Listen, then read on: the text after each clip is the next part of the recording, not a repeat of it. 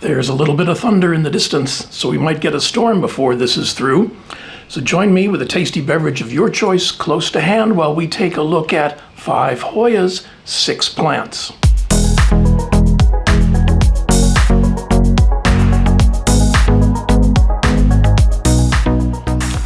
And they're all lined up for you right over here.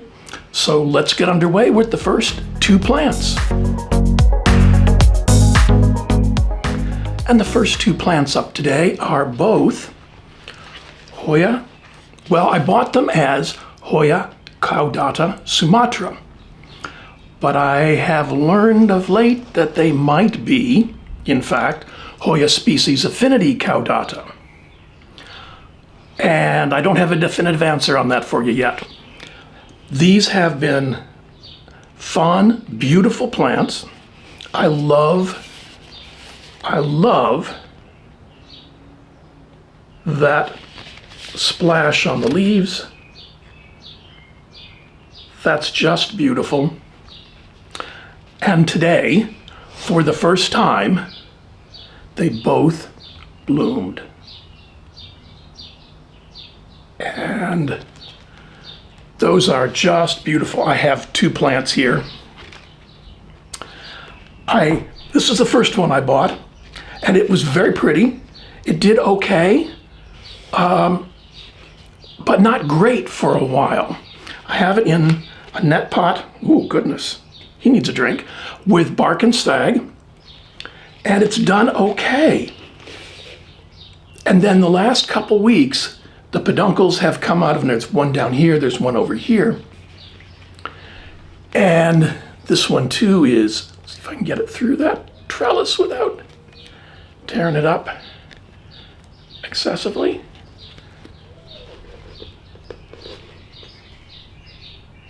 They're very, very pretty. So this one was growing well for me.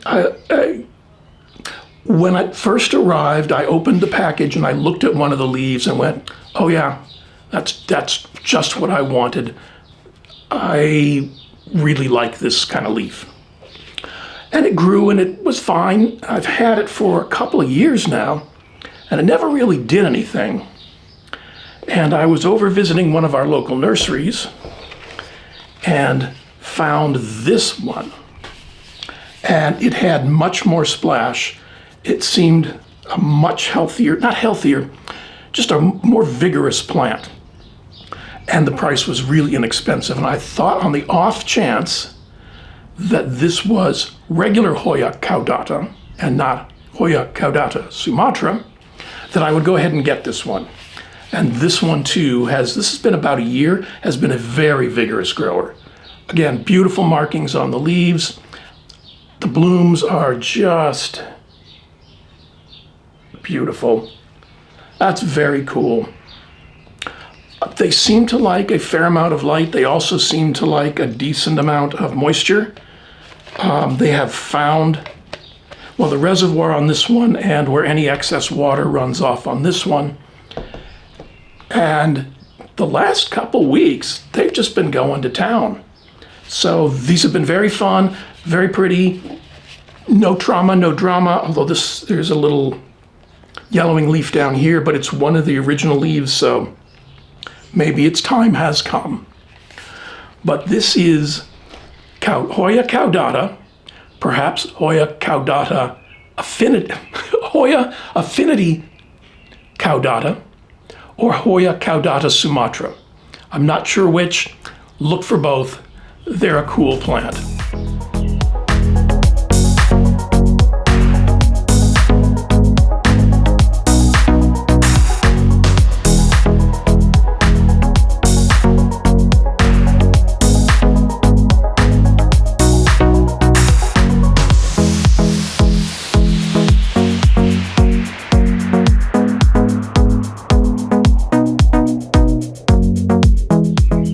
And the next plant up today also decided to bloom for the first time. And this is my Hoya Mathilde. Now, Hoya Mathilde is a cross between Hoya serpens and Hoya carnosa. The leaves are very, very nice, very pretty.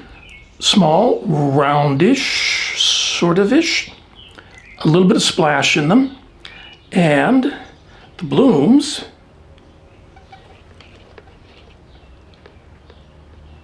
are just beautiful. I mean, that's just really, really pretty. This one grew for me slowly but surely. It was never a rampant grower, and there are peduncles all over the place. There have been peduncles all over this thing for months, and I've been waiting for it to bloom. And then I read somewhere that Mathilde won't bloom until the humidity gets to a certain point. And that's happened the last couple weeks. Got a little friend here. That's happened the last couple weeks. Humidity's been over 70%, so that may be the trigger. I can't even begin to count the peduncles on this. But I'm going to move it. It's been growing fairly close to the grow light. And, oops, grabbing onto something. But I think I'm going to move it away from the light a little bit where it gets less strong light, in hopes that the leaves will darken a little bit, and in hopes that they will get a little bit, not these existing, but new leaves will be a little bit larger. It's a very pretty plant. I've seen other people with it, and they have larger leaves, darker leaves. So we're going to try a little experiment with this Hoya Mathilde. But I'm really happy that it finally bloomed. It also needed to get out of where it was because he's just been growing up a storm.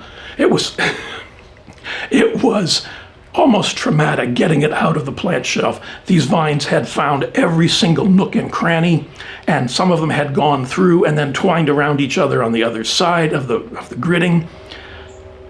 It was a good 10 or 15 minutes just getting this out of the plant shelf, so we're going to find a better home for him and see if we can't get some slightly darker and slightly larger leaves. But this one's been fun. No issues, no trauma, no drama. What can you say? This is Hoya Mathilde.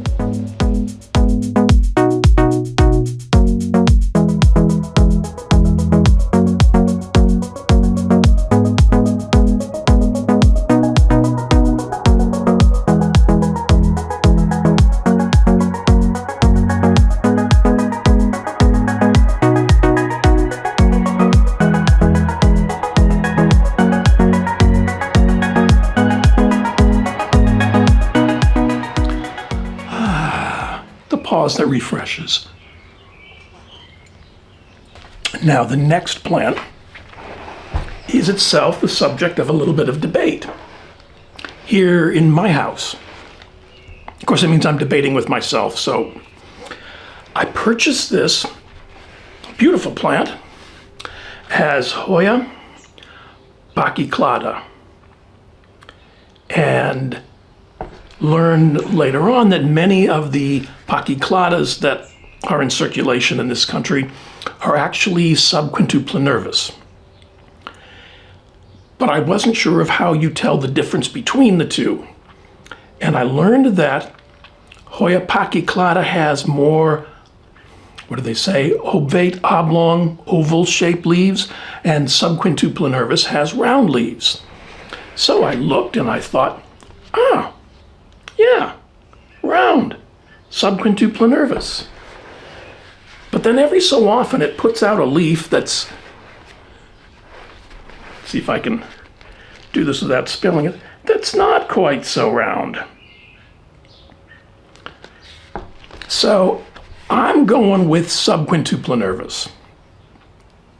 I could be wrong, don't quote me on it, but that's what I'm going with. And with luck, by the time this is done editing and airs, it will bloom. It's getting ready. These buds have been getting really fat. There's probably 1 or 2 more days to go, but I wanted to go and record it and get it in this video with the others. There are 1, 2, thought I saw another one here, 3 peduncles getting ready to bloom, and this is the first time this has bloomed for me, so I'm rather excited about it. It struggled for a bit. I had it in a smaller pot and it outgrew that very quickly, and I didn't move it to a larger pot fast enough. So the process of getting it out of that old pot into the new one was somewhat traumatic for the kid. But he survived it and carried on. And once I got him into the larger pot and also had him under somewhat gentler light, he wasn't quite as close as he had been when he was young and in the small pot. He seems to prefer that. So not super bright light, but actually I call it in the fallout. If my shelves are this deep, front to back, and the grow light is up here, he's growing off the edge of the shelf on the floor. So I refer to that as the fallout. And he seems to prefer that. And then this summer, I brought him out onto the porch. He's actually lives over there during the summer, and he seems to like that as well. So he gets some early morning sun, just a little bit, and then nice bright light throughout the course of the day, and then a tiny little bit of late afternoon sun, which seems to be a good mix for him. So this has been really fun. I am very excited to see the blooms and get pictures of them and share them with you when they happen. So yeah, this is a fun one to look for. I also have a variegated one that I need to move. And so I'll update you on that one after the fact, when he's recovered. Anyway, I'm sticking with the name Hoya subquintuplinervis.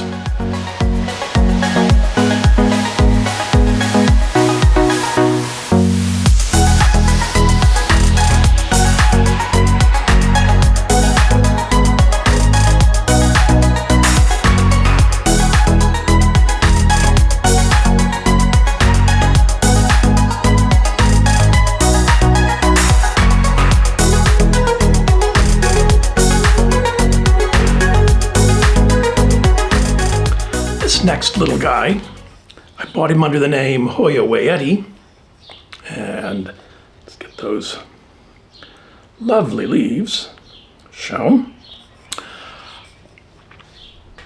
I settled for him. I wanted to buy a Hoya. I had difficulty finding Hoyas, knowing where to, this goes back several years now. Difficulty finding where to purchase Hoyas, what was reputable, how to go about that. And I found him at a local plant store. And I thought, okay, it's a Hoya, I'll get it. I wish it was more interesting. And he did okay. I brought him home. Right now he's living in a net pot with bark and some sphagnum. And he's kind of outgrown it. So he needs to be uppotted. And what I think I'm going to do is to simply remove the whole thing from the net pot and put it in a 6-inch self-watering pot with a wick. Because I did that with my Kentiana, and the other one came labeled as a Kentiana, so I'm leaving that.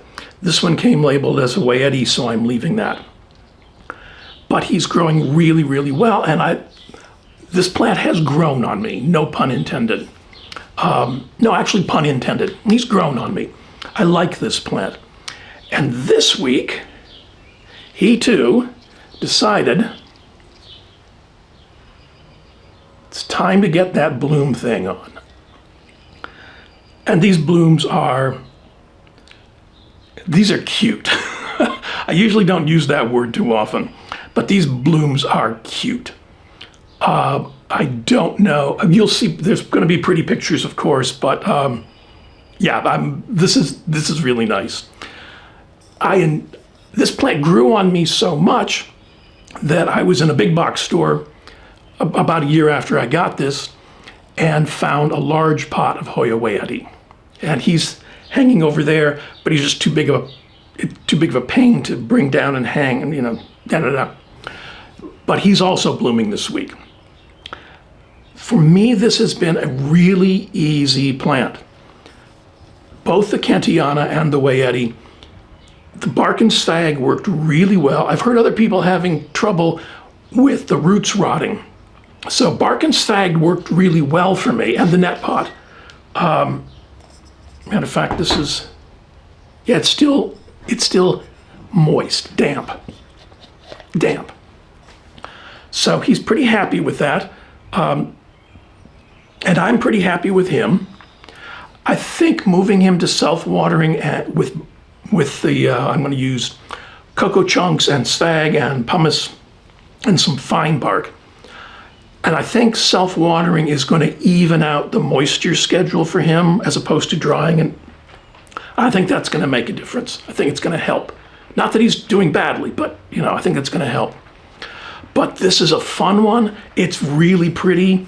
The edges of the leaves get, under really bright light, they get almost purple. In regular ambient light, they get a much darker green. Let's see if I can, this one's got a little purple in him there. Let's see if we can get him to show up. It's a really pretty plant. It looks great trailing. They're usually not insanely expensive, and you can find them in the big box stores if you keep your eyes open. So this is Hoya wayetii.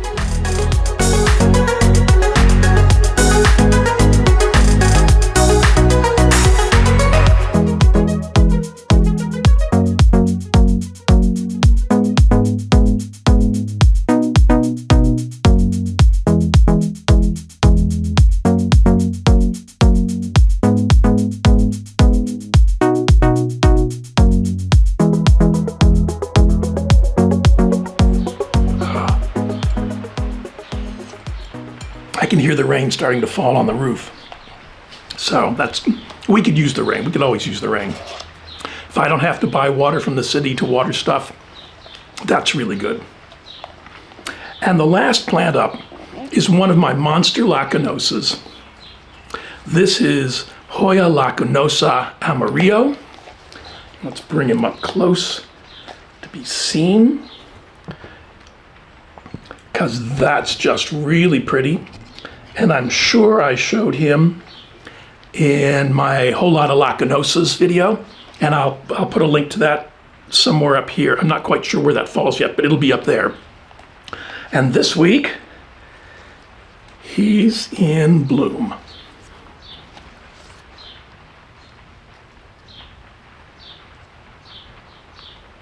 And I love lacunosa blooms.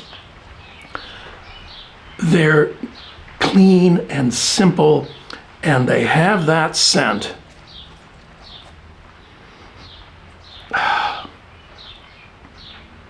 don't know, it's like hyacinth, or when you walk in a flower shop and you get that wonderful floral scent, or a little grassy. It's a beautiful scent. This has been just a monster plant for me. This is a great lacunosa. I've joked that when I first got it, I was worried because of the mottling on the leaves. How would I know if I was doing something wrong? How would I know if it was dying?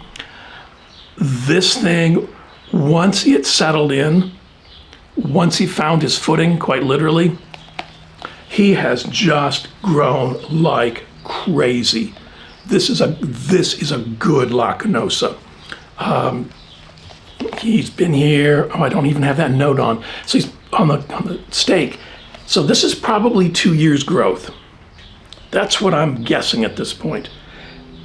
He blooms regularly, freely, happily. He's getting quite a bit of light.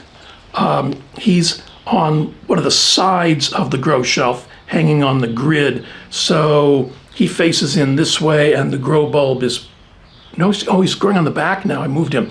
So the grow bulb is probably right about here.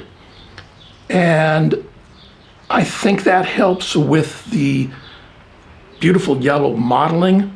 I think that helps with just everything altogether for this lacunosa. This is just a really cool one. Yeah, this is At the time when I first found this, it was very expensive. It was insanely expensive. But I shopped around and I found it cutting at a good price, which is what you should do. But keep your eyes open for this one. This is a lacunosa that will make your heart happy. This is Hoya lacunosa amarillo.